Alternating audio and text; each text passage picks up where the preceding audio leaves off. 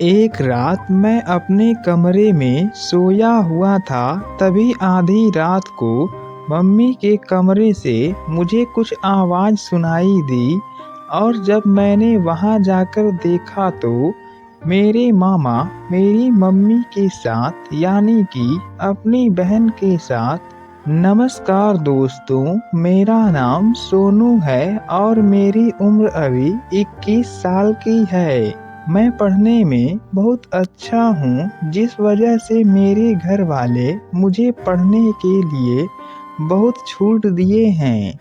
मेरे घर में मेरी मम्मी और पापा जी रहते हैं, लेकिन पापा को ज़्यादातर बाहर ही काम रहता है, तो वो घर से बाहर ही रहते हैं। कभी कभी घर पर भी आ जाते हैं। मेरी मम्मी की उम्र अभी 38 साल की है।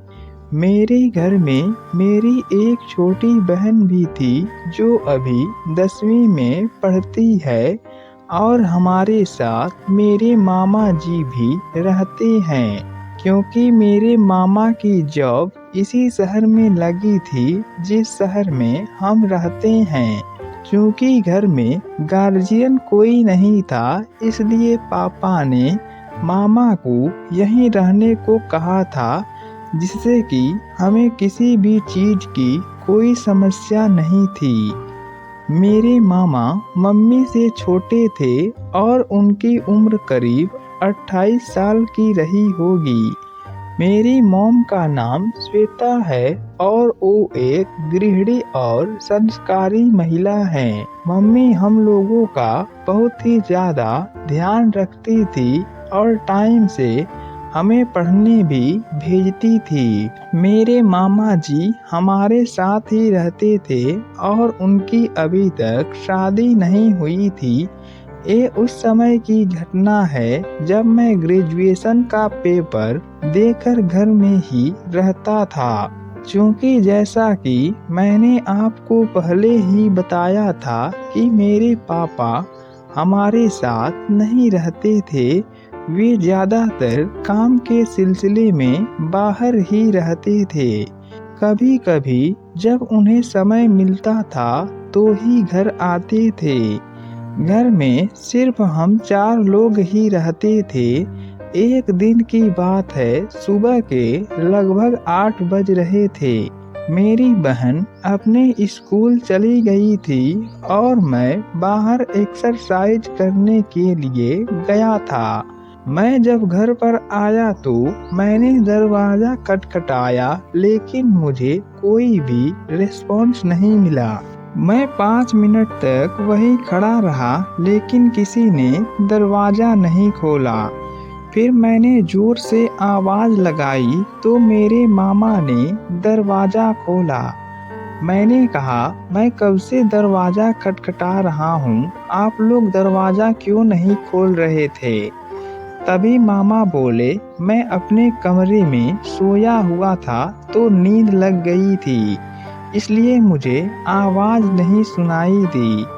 फिर मैंने उनसे कहा, मम्मी कहाँ है? तो इस पर मामा बोले, घर में ही होगी।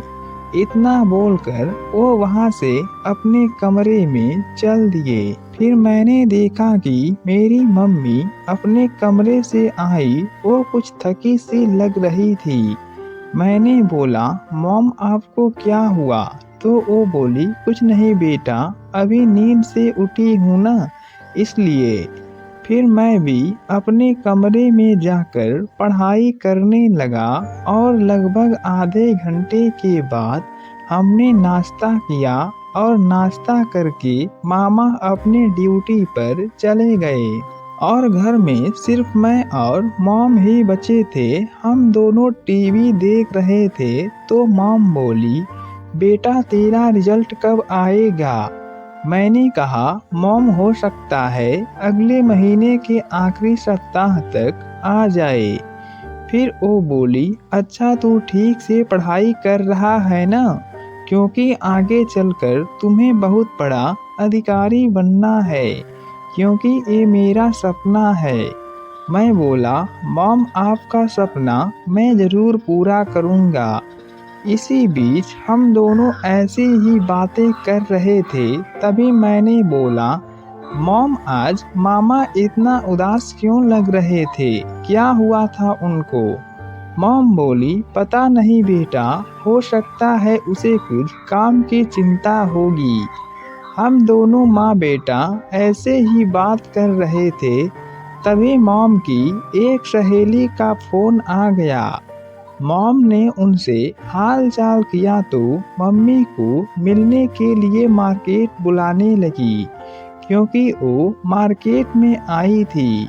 फिर फ़ोन रखकर मेरी मम्मी ने कहा, बेटा क्या तुम मुझे मार्केट ले चलोगे?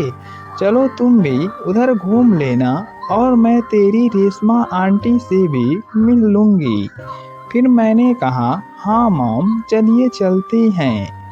उसके बाद हमने हाथ मुंह धोया और मार्केट जाने के लिए तैयार हो गए। फिर मैं और मम्मी अपनी बाइक से मार्केट की तरफ जाने लगे। मार्केट हमारे घर से 15 किलोमीटर दूर था।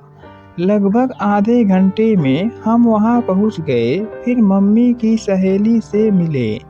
मैंने उनका पैर छूकर आशीर्वाद लिया और मम्मी तथा आंटी दोनों आपस में बातें करने लगी।